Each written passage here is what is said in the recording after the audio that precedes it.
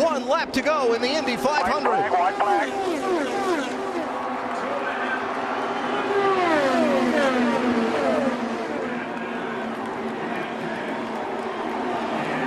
Keep hustling. Castroneves tries to close, Sato tries to defend. 2 corners until the checkered flag.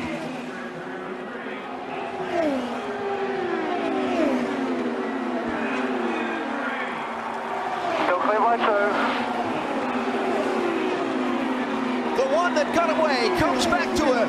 Checkered flag is in the air, and the 101st Indianapolis 500 is won by Takuma Sato.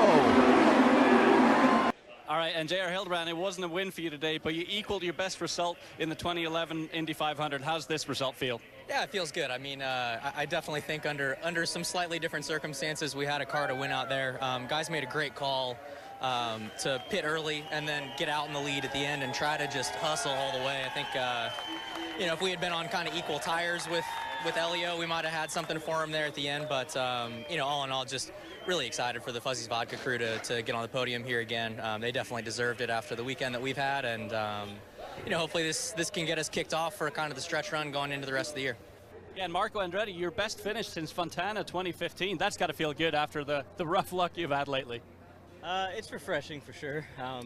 You know, a trophy would have been fun, but I think, you know, I had fun today. The car was well balanced. I think, you know, the UFD car was I was able to push and save fuel. We're lacking a bit of grip to the Penske's, but we got lucky. We got 2 or 3 guys on that yellow, so, you know, we'll take it.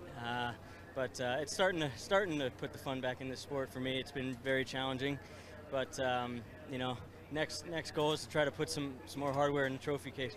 How about this third place positioning for James Davison, 30-year-old from Melbourne, Australia originally, now living in Denver. He's a 3rd-generation racer. He was here at the Speedway without a ride. He's run it a couple times before, but he was here, and it sounds kind of dark to say, but in case someone needed a driver or had what they call a short program, where someone has an extra car that they suddenly decide to enter late. That doesn't happen often these days, as he's got to run for 2nd place on Kimball. And Kimball's forcing him to the outside. Oh, and he made it so nice. My perfect. goodness. Downshifted in the middle of the turn, so he had some speed to come out of the turn. And I think he just served notice that, hey, you're not going to shove me to the high side and make me not be able to pass you. And how about this run for Gabby Chavez in 6th, coming off his 9th place Indianapolis 500 finish. Remember, this team is building itself completely from the ground up. When I talked to Gabby earlier today, he said it's been difficult because nobody on the team has ever worked with a Chevy Aero kit, but they're proving themselves today. Charlie Kimball leading Tristan Vautier. Vautier has led a couple of laps so far in this race. Also of note, Joseph Newgarden has gone from 17th to 4th right now and is challenging Tony Kanaan, and Vautier to the front, goes around the outside and gets Charlie Kimball to take the lead here in Texas. Tristan Vautier's been working Charlie Kimball. Here comes Joseph Newgarden now going inside Kimball. That's the first time Kimball's had to experience the high line here in this Texas race, but Vautier's going to check out. So how about Max Chilton, the 26-year-old from Reigate, England, that's in the London area, former Formula One driver, in his 2nd season in IndyCar competition, in his 2nd Indianapolis 500, said he wanted to come back because he wanted to show that he could do it right. Wanted another crack at it, is the quote from Chilton. I asked him the other day what he learned last year. He said how to time a pass, when to pass, and how to get the front of that car right down to the bottom line to get some air on the nose so you could make that pass on the straightaway. And he should have added how to lead the race with only 50 laps to go. He's doing one heck of a job right now.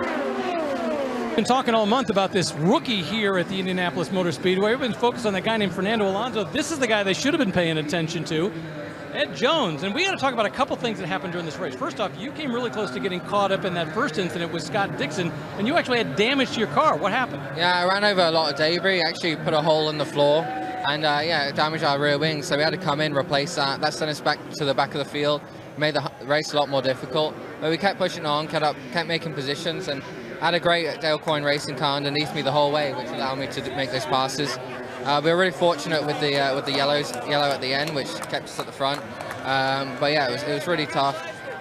congrats to Sardo. I didn't quite have the pace for him or Helio at the end there, but we did the best we could. Castroneves there, a little bit of a bobble. This could give Connor Daly his best chance.